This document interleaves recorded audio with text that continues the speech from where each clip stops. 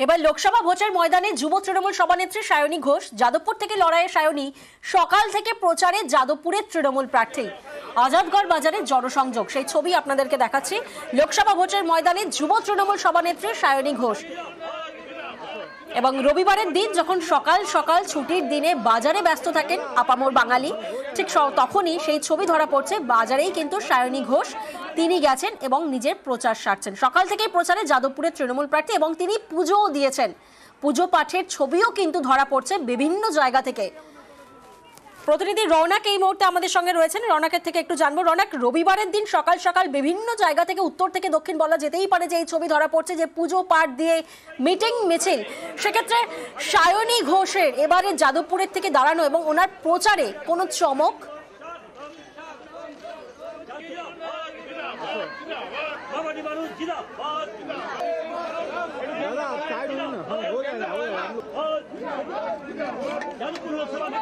আর রৌনক, আবারও যোগাযোগ করবো রৌনকের সাথে, কিন্তু তার আগে যে ছবি আপনাদেরকে দেখাচ্ছি, প্রচারে সায়নী ঘোষ ভোটের ময়দানে যুব তৃণমূল সভানেত্রী সায়নী ঘোষ, যেখানে যাদবপুর থেকে লড়াইয়ের সায়নী এবং সকাল থেকে প্রচারে কিন্তু যাদবপুরের তৃণমূল প্রার্থী।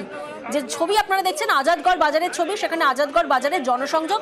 প্রতিনিধি রৌনক এই মুহূর্তে আমাদের সঙ্গে রয়েছেন। রৌনক, সকাল থেকেই কিন্তু আমরা বিভিন্ন জেলা থেকে কিন্তু আমরা একই ছবি দেখতে পাচ্ছি যে পুজো পাঠ করে মিটিং মিছিল শুরু হয়েছে, কারণ রবিবারের দিন বলে কথা, ছুটির দিন, এবং সকাল থেকেই কিন্তু প্রার্থীরা তারা প্রচারে নেমে পড়েছেন এবং কোনো প্রকার সময় কিন্তু তা ওনারা নষ্ট করছেন না।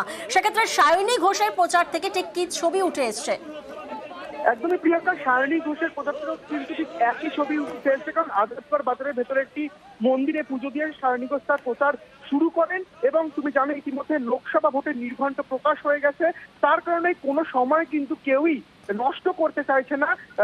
সেক্ষেত্রে সায়নী ঘোষের ক্ষেত্রে একই চিত্র আসছে। এবং যেহেতু রবিবারের সকাল, এমনি জনবহুল এলাকা, বাজার থেকে তিনি প্রচার শুরু করলেন একদম অভিনবভাবে।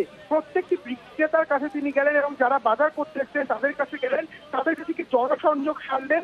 এছাড়াও সায়নী ঘোষ এমনিতেই তৃণমূলের যুব নেত্রী, যাতে প্রচারে কোনো খামতি না থাকে সেই দিকে তিনি তাকিয়ে রয়েছেন। এবং যাদবপুরে যে কটি জনবহুল এলাকা রয়েছে প্রত্যেক কটিতেই কিন্তু আর সারাদিন ধরে সায়নী ঘোষ প্রচার সারছেন।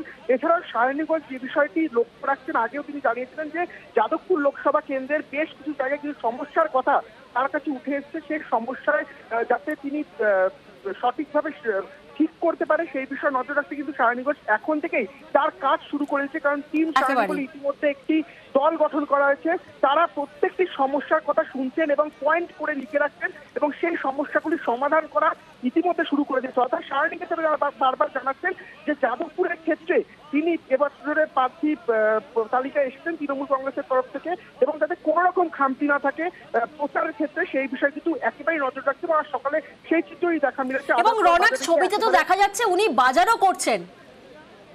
একদমই প্রিয়াঙ্কা, সায়নী ঘোষ যেটা বলছেন যে তার বাড়ি মাত্র কয়েক মিটার দূরে সেখান থেকে, সেক্ষেত্রে তার বাবা কিন্তু এই আজাদগড় বাজারে এসেই বাজার করেন, সে কারণেই তিনি আজ বাজারও করলেন। সেই বাজারও করলেন আর প্রচারও সারলেন। ধন্যবাদ রৌনক। রোজ সকালবেলা মোটামুটি 8টা নাগাদ বেরিয়ে যাচ্ছি, তো বাবাকে রোজ একাই বাজার করতে হচ্ছে। আজকে যখন এত সুন্দর একটা সুযোগ করে দিলেন তপন দা, আমি ভাবলাম যে মেয়ে হিসেবেও তো কিছু দায়িত্ব থাকে, একটু বাজার করে নিয়েছি, বাবা খুশি হবে। আপনারা যেরকম দেখতে পাচ্ছেন, যেরকম মানুষ খুব স্বতঃস্ফূর্ত ভাবে, এবং সেটা সায়নী ঘোষের জন্য না, সেটা মমতা ব্যানার্জি।